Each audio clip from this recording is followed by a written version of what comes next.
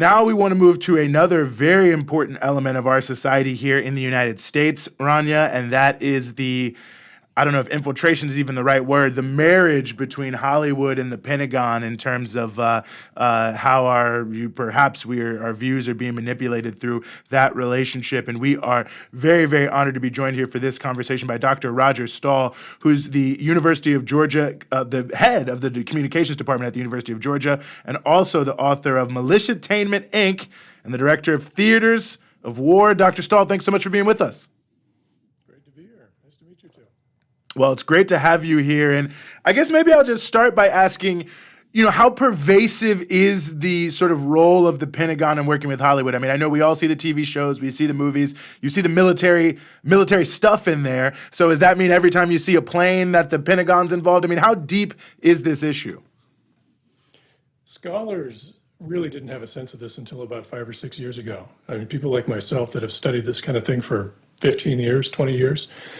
And so, we had the same idea that, the average person on an airplane next to me had, which is, maybe a few dozen films were supported by the U.S. military, and, they got some toys, and in exchange there might have been a quid pro quo of some kind. But press accounts were limited, and so we thought maybe 100, 150 films might have been subjected to some kind of cooperative relationship. But we got our hands on about 60,000 pages of internal documents, and we're able to kind of methodically go through them and catalog all the films that have been under contractual relationship with the U.S. military. And since World War II, that's about 2,500. And if you add up all of the episodes, the televised episodes of those kinds of cooperative relationships, shows like NCIS, where the Navy oversees every single episode and goes through every single script, then we're up into the 10,000s. And, it amazes me because it goes so deep. I mean, sometimes we just think about the fact that, okay, so you end up getting these kinds of like advertisements in a lot of movies of various U.S. weapon systems, of all these like military toys and how cool they are, even some that don't actually work that well in real life. But then there's this aspect of it where it's like in order for these movies to be able to access these weapons to use in their movies, they have to let the Pentagon approve their scripts. Can you talk a little bit about what that means exactly? Because it's pretty shocking. Yeah, the process is weird, and it was opaque until pretty recently. I mean, basically, there are things that look really good on screen that add production value and add a sense of realism, and so that's installations, weapons, and personnel that can be loaned out by the U.S. military, and filmmakers pay a modest fee. It's really quite low, so that the Pentagon maintains maximum leverage over the production. And so, usually the filmmaker comes to the military and says, "I got a script for you. We have a wish list. Could you provide these things?" And then it starts going through that approval process. And so the folks at the entertainment liaison offices at the various branches, they'll have a look. They come through, and they come back with 3 or 4 pages of changes that they want to make. And about 80% of those, 85% of those are technical in nature, and you and I probably wouldn't object to them. They might have to do with national security interests as well. But, it's like this badge goes over here, and they wouldn't address this particular subordinate in this way.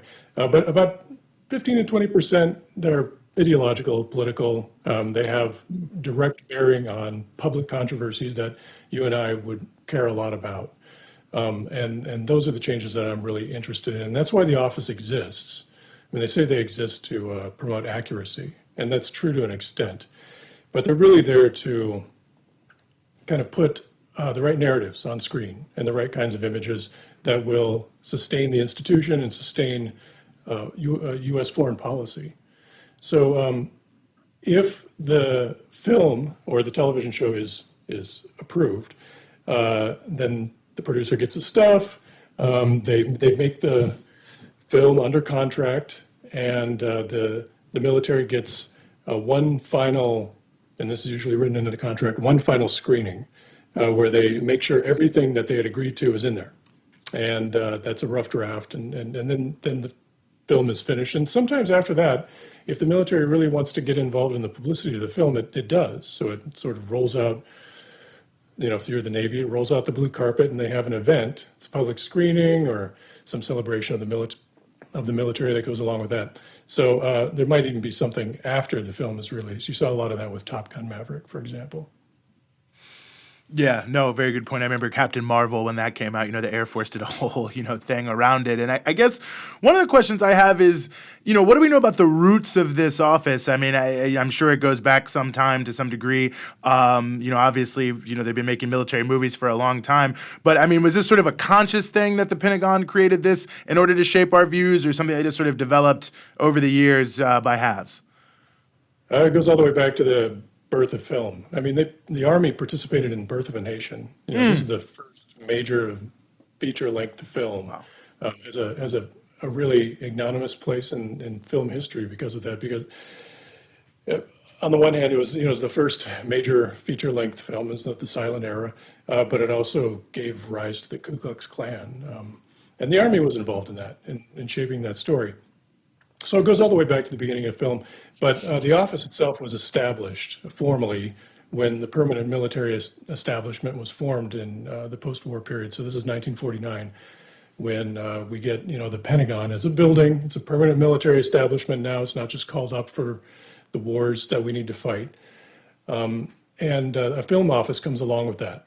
So, its mission has evolved since then. They've kind of tweaked it. There have been various controversies along the way, but it stayed pretty consistent since the 1940s. Yeah, it's pretty stunning. Like, just in general, I mean, I think about all the movies I've seen. Eugene's gonna make fun of me for this, but I like Marvel movies. I'm a big fan. But yeah, you see all the military propaganda in it, and I, of course, know how to see through it. But for most Americans who aren't, involved in journalism or constantly watching foreign policy play out the way we might, they have no idea. So can you explain? I mean, some people might be saying, so what? Like, yeah, okay, fine. So what that, like, the Pentagon's throwing in some other weapons in some movie? It's just a movie. It's a fiction movie. Who cares? What's the big problem here? So I know that seems like a silly question, but some might ask, like, what's the danger? Why is this so problematic?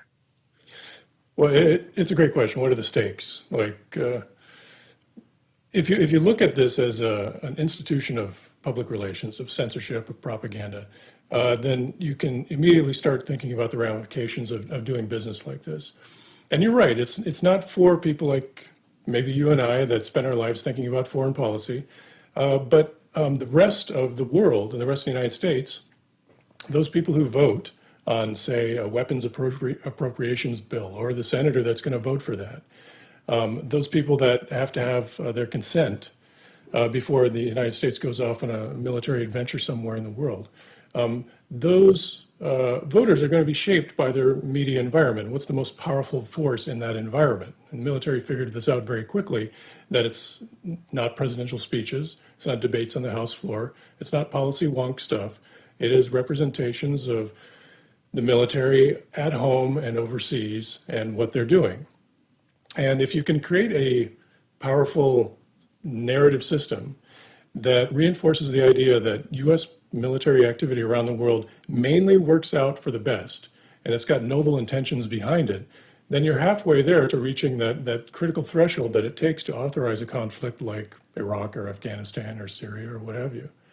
And it's not just foreign policy, it's selling weapons, it's tamping down criticism of the military in terms of maybe its internal problems with racism or sexual assault.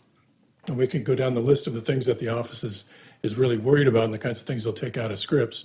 But that's it in a nutshell. Well, that's an amazing issue. I want to follow up on that really quickly. Maybe you were just referencing it. Interesting, but there's been such a controversy around the epidemic of sexual assaults in the military, and there have been so many people, trying to speak up against this. And this is something that they would potentially say, tweak this in your script. Oh, certainly. It's a huge priority for them. In fact, it's one of the things I told you before, that filmmakers come to the military and they bring their scripts. Well, if you're in a long-term relationship with the Navy, like NCIS is, and all the derivatives of NCIS, That's a good place for the Navy because they've got a long and sordid history of sexual harassment and assault that they're trying to remediate, going all the way back to the early 90s in the tailhook scandal. That's a good place to put those messages. And if the problem is that multiple sailors are harassing subordinates, and mainly females, and the upper administration is not listening to those complaints, and in fact, those people who lodge those complaints are being punished for it, then you got to turn that story around. What NCIS did, what the Navy did, was approach them and say, hey, how about a story where the problem isn't that people are being punished for complaining about sexual assault?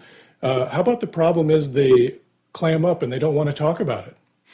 And so, the Navy did a series of episodes about this where, the person who had been assaulted didn't want to talk about it. And the NCIS people and the Navy higher ups, their job was to kind of seek them out and pry the complaint out of them, which is a complete inversion of what actually happens and what the actual problem is in the Navy. That's wild.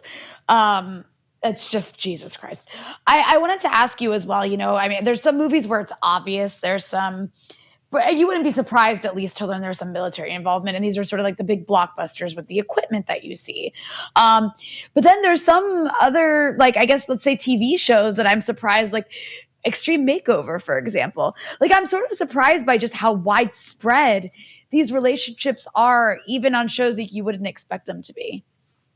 Yeah, as scholars, we looked first at war films, this is obviously a war film phenomenon. And, only about 10% of the kinds of contractual relationships that the military enters into with producers have to do with what we'd instantly recognize as a war film. And that was one of the surprising things for me. You look through all these documents, and especially, in the last 20 years, there's a lot more TV, a lot more video games, and a lot more, especially reality TV. Talk shows, stuff like that. So you have shout outs to, military personnel in the audience, or cooking shows, a lot of cake shows that feature military people. Extreme Makeover or Home Edition is a big one for a while. So they really got their hands in all kinds of pies. The spread in terms of genre, from talk shows to game shows to cooking shows is really stunning. Wow, that is really stunning. Well, thankfully, Dr. Roger Stahl, we have your book, Militainment Inc., and also the documentary that you're the director of, Theaters of War, to help take us deeper into all of this. And we really appreciate you joining us here on the Freedom Side. It was a pleasure. Thanks.